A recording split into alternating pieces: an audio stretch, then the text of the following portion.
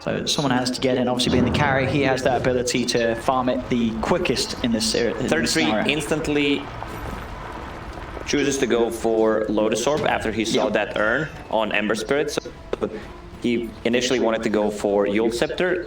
It's the item that you only can use on yourself, but this way you have ways of putting it on your teammates as well to remove that Spirit Vessel. Vampire is in. He's going to get the lead in. Gets the toss back on the Rubik. Rubik in trouble. The fine hands can they get more out of this? Already deep. Excess Vampire still there playing around with him, but the Ice Blast comes crashing down on him. Tiny will fall. So 1 for 1. Gambit. They will get this tier 1 mid by the looks of it with the Treants pushing on. Limp. She's going to be able to push Dream away, so tier 1 will stand a little longer. The Treants, will they finish it off? They will. Alliance don't even have the deny, so Shashlo will manage to clean up that mid tier 1 tower. Once Timbersock goes in, they need to fall back. Sniper is so switchy at the moment. Timbersock can do whatever he wants in these team fights. Spirit Vessel, once he gets it, Timber should have enough to finish his Lotus Orb, so it's not going to be that effective. Radiant are scanning. I definitely feel, you know, Gambit, that I think they are playing for that sort of timing that we talked about earlier. You know, GPK is just Dragon Lance, Maelstrom. When it comes to high ground defense, you know, Sniper, that is when GPK is going to be in his element. So I think ideally for Gambit, as long as they don't sort of feed away too many lives, they have this position that they can fight from behind. But so this is the way Gambit plays, huh? They lose the early game on purpose so they can defend the high ground, as we've seen yesterday against the free-farmed Elk. I think that's sort of the strat here. I mean, it's sort of opposed by the fact that Dream does go for this Vessel build, because he does want to get stuff done. He wants to be moving around the map. He really relies on Vampire to be able to find the blink.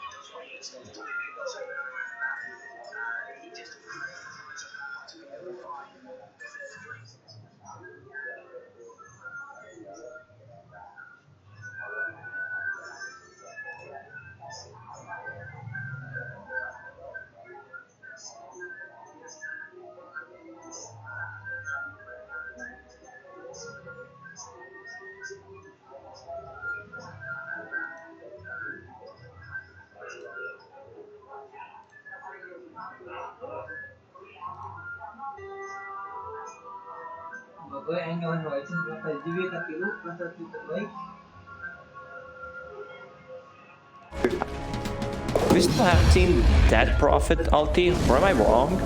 I don't think so. No, I've not heard the Ghost come out. Hasn't been used yet. I mean, as you know, as much as I say, you know, Gambit trying to play the slow game, it feels like Alliance, they're kind of happy with this too.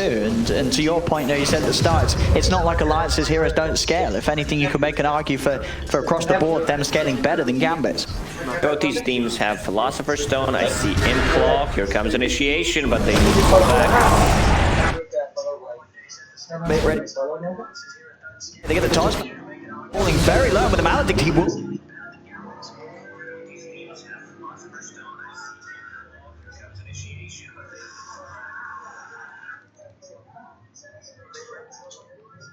The lineup from Gambit is...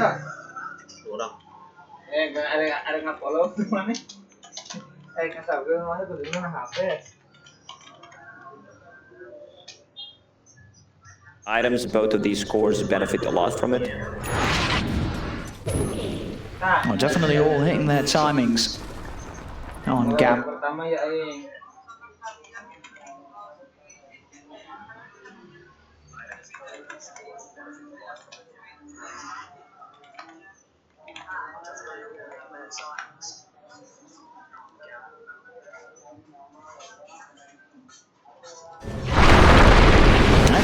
Finish that Maelstrom instead of a BKB. What a lane. Look at this, 33. The man that you expect to be unkillable, he's going to pop.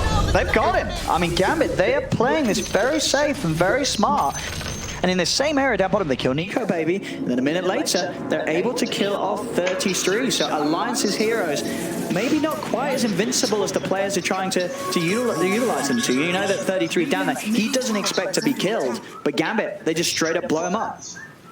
They're being outnumbered, that's the problem. And Sniper, he keeps farming. I love the item build on him, going for that BKB, so he has something that he doesn't care about. Like, he needs to stay away, of course, from that Prophet ulti. I don't think she can just jump on him, not without a Blink Dagger. Now, Dream's finding some solo action here. And FNG, Access Vampire Shaxo will come in actually to bring up more numbers. He gets jumped on by Nico Baby with the Dragon Tail stun. They'll punish this extension from Gambit. We'll see a TP attempt for Shaxo to get out in time. He does not. Yule Scepter's there to cancel the TP. This time Gambit will pay. They're getting away with these sort of kills on their half of the map. Maybe feeling a little too confident. They go for that deep play by the tier 2 Alliance. Very quick to respond. And with the ghosts out, Gambit aren't ready to fight into that. Alliance's lineup is not good at getting kills. There are tanky, like you can try to initiate with the Dragon Knight and follow it up with A, but that's not enough damage. We can see the full as 5 Dragon Knight pops the ulti. You have DP ulti used for the first time, and once those ghosts are up, you need to run away.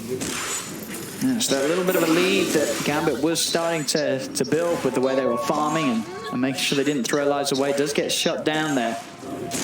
Losing 3 heroes, they're not going to be deterred as they're straight back in. They're smoking up.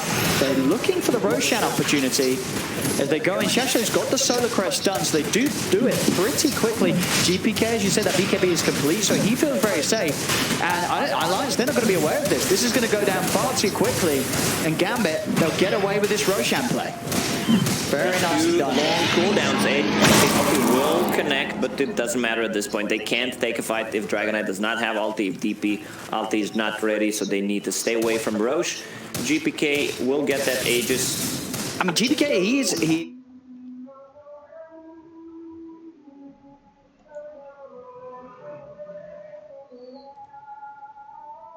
comes to trying to push the high ground. Easy. And now he can go for sort of what he wants to be a little more mobile, a little more agile. He's going to get the Hurricane Pike, then he can start going for the sort of the big late game items. But at this pace, you know, he's hitting the time.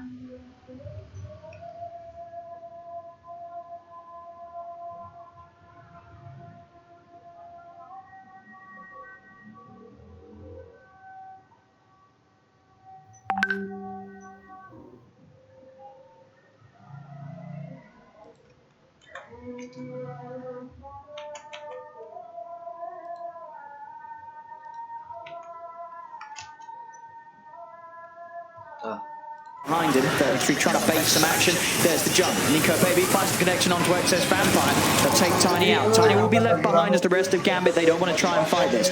And they're still going to be able to find the catch on FNG. They may just have to let both supports go. No, Dreams. Very good chains. Will give FNG a bit more space to get out. And in fact, enough to allow him to live. Smart heads up play from the Ember to make sure they don't lose more than that's necessary.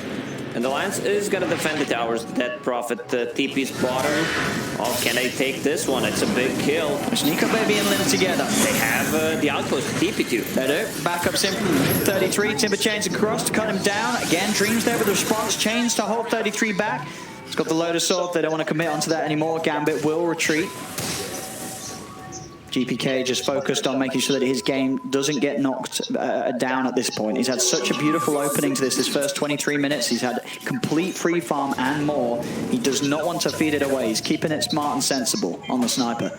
Alliance understands they need to close the gap. They need to find these heroes in the backlines, kill this Witch Doctor, and most importantly, Sniper. So both of the cores decide to go for a Blink Dagger, which I really like. You also have Timbersoak, who's extremely mobile with the Timber Chain. Get on top of him, force him to use a BKB, then get out. I mean, you can apply the same thing to what Gambit wants to do. They want to try to provoke any kind of action, so Dragon Knight pops his ulti or DP. And Lim's ulti is needed to be used more cautiously, because Dragon Knight, yeah, okay, you can still take a fight, you do stuff, but if they run away from Exorcism and then reset, it could be a problem for Alliance. FNG Trying to get the ward down. Will do so underneath the noses of Alliance. Nice toss back. Very nice. Gets him out of the radius of the Ice Blast. And GPK, I mean, you know, he can feel how strong he is right now. Now pushing up, sort of poking towards these tier 1 towers on the front lines. He knows how huge he is. And if Alliance do try and commit on him, they're going to have to throw a lot into it. Because if he gets an opportunity to get the BKB off and the Hurricane Pipe, he's going to be moving the farm. Excess Vampire is actually the one to try and start for a deep initiation. Far past the tier 1 tower. It's going to cost him a life. A little too deep for the Tiny to go. Other heroes don't have a Blink Dagger. They might have the range and Sniper, but it's not enough. I guess they wanted to use info while Dragon Knight was showing them the top lane with ult.